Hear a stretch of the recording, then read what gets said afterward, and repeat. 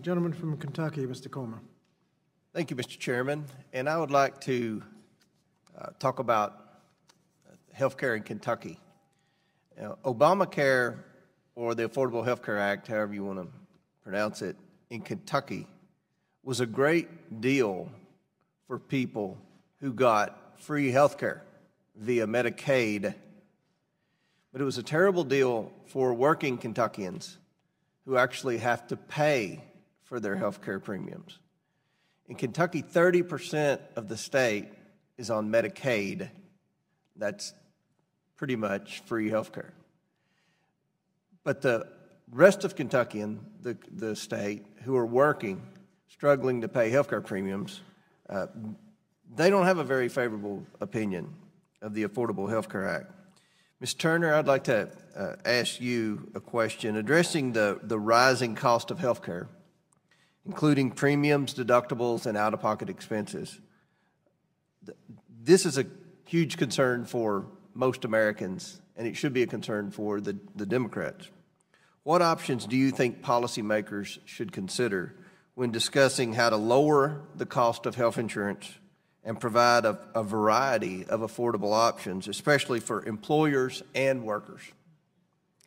I describe in my testimony a plan that I have helped to develop with a number of my policy colleagues called the Healthcare Choices Plan.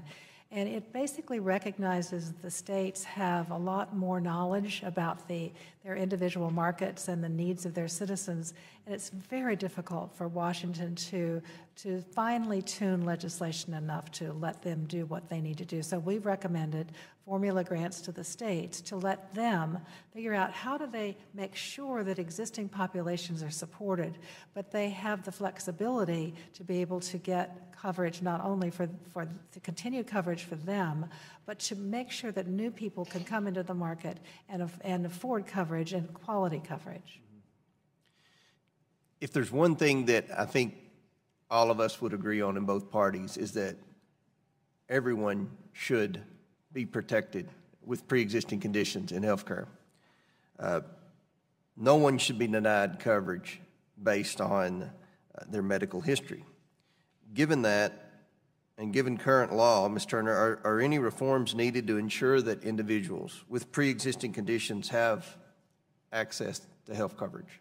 One of the things that several states have done is request waivers to use some of the ACA money to more heavily subsidize those with high risks to make sure they can have access to care and coverage. I talked about Janet in my testimony, who's now under ACA coverage in Colorado, but it's inferior coverage to the high-risk pool coverage she had before. States can fine-tune that. High-risk pools, invisible high-risk pools, reinsurance, to make sure those with the highest health care costs are covered. Devote money to them. You can not only lower premiums for others, but increase access for the healthy people we need to come into the market.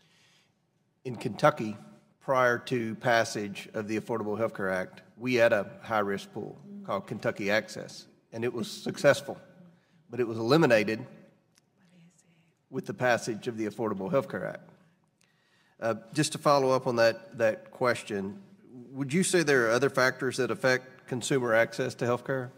Well, that's one of the reasons I believe these short-term limited duration plans are so important, because somebody may be in a bridge between they've just graduated from college, they had coverage then, right. They don't have a job yet, they're older than 26. Somebody who's near Medicare eligibility needs bridge coverage. Somebody who's starting a new business needs to. There are people who need these temporary plans, right. And that's another option. Indiana had a great plan called the Healthy Indiana Plan, state-based plan, an account to make sure that people could get the preventive care they need, but they also had major medical coverage. There are a lot of other options, but I think that the state creativity, working with healthcare providers, is really valuable. Thank you very much, Mr. Chairman. I yield back.